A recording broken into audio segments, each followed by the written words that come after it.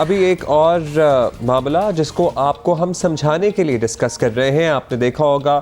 अच्छा, हमने देखा है बहुत से दुकानदार और बड़े बड़े स्टोर्स और बड़े बड़े रेस्टोरेंट्स अभी तक पर्ची सिस्टम चला रहे होते हैं और उनके ना वो कार्ड एक्सेप्ट करते हैं ना कुछ और होता है। ये बहुत दफ़ा ये पर्ची सिस्टम इसलिए चल रहा होता है ताकि टैक्स इवेट किया जा सके।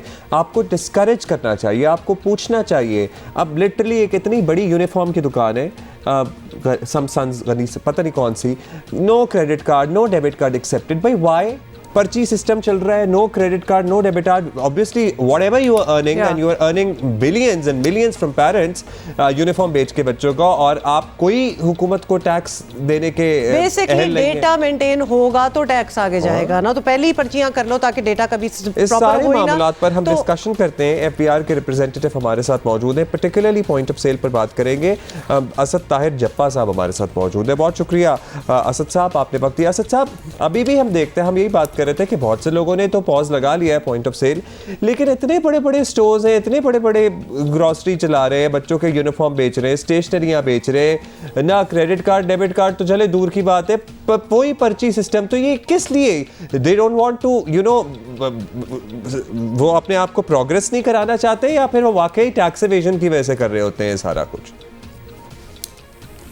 बहुत शुक्रिया जियो न्यूज़ का, मुझे आज अपनी मॉर्निंग नशरियात में और इस जियो पाकिस्तान के प्रोग्राम में बुलाने का और एफबीआर को मौका देने का कि मैं इस अहम मौजू पे गुफ्तगू कर सकूं और अपने नाजरीन को बता सकूं कि ये जो पॉइंट ऑफ सेल सिस्टम है, ये जिस तरह अभी आपने अपने इंट्रो में कहा, ये लाखों रुपए की रोज़ाना सेल्स के वक्त जो सेल्स करते हैं ये हमारे रिटेल आउटलेट्स, ये कंज्यूमर से, सारिफीन से, ख़रीदारों से सेल्स टैक्स तो वसूल कर लेते हैं, मगर वो कौमी ख़जाने तक नहीं पहुंचता। और वो कौमी ख़जाने की बजाय शायद जो कलेक्ट करते हैं रिटेल आउटलेट्स पे, जो हमारे ट्रेडर्स हैं, जो दुकानदार हैं, वो अपनी जेबों में डाल लेते हैं। और इस तरह कौमी ख़जानों को रोज़ाना की बुनियाद पे करोड़ों रुपए का नुकसान होता है। इस नुकसान को रोकने के लिए और इस टैक्स चोरी के सदेबाब के लिए एफबीआर ने एक काबिल एतबार, शफाफ और खुदकार निज़ाम वज़ा किया है जिसको पॉइंट ऑफ सेल सिस्टम कहा जा रहा है। इसका मकसद जो ख़रीदारों से वसूल किया गया सेल्स टैक्स है उसको महफूज अंदाज में कौमी ख़जाने तक लाना है। हमने पूरे मुल्क का सर्वे किया गुज़श्ता चंद माह में, और हमारे साथ जो टियर 1 रिटेलर्स हैं, जो बड़े स्टोर्स हैं, आप रोज़ाना की बुनियाद पे ग्रॉसरी करते हैं, शॉपिंग करते हैं या रेस्टोरेंट्स में खाना खाते हैं, तो आपको एक कच्ची रसीद दे दी जाती है। लेकिन उस रसीद के ऊपर से जब आप अपनी अमाउंट देखते हैं तो उस ख़रीदारी के अलावा 17% सेल्स टैक्स या रिड्यूस रेट पे जो सेल्स टैक्स है 10%, वो आपसे चार्ज कर लिया जाता है। लेकिन वो कौमी ख़जाने में उस वक्त शामिल होगा जब आप उनसे पक्की रसीद तलब करेंगे। पक्की रसीद की 3 निशानियां याद रखें। एक तो उसके ऊपर हमारा एफबीआर का मोनो होता है, लोगो होता है, और एफबीआर इनवॉइस नंबर होता है, और तीसरा उसके ऊपर क्यूआर कोड होता है।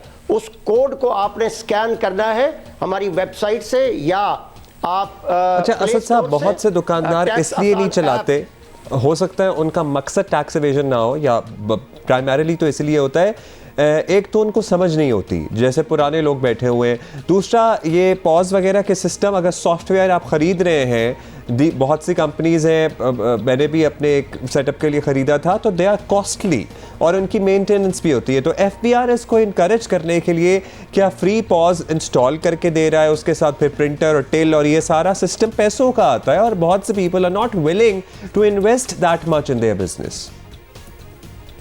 जी, मैं यहाँ पे वजाहत करता चलूँ अपने देखने वालों के लिए और आपके लिए भी, जिस तरह आपने सवाल पूछा है। ये पीओएस निज़ाम जो है ये बड़े रिटेल आउटलेट्स के लिए है, ये छोटे दुकानदारों के लिए नहीं है।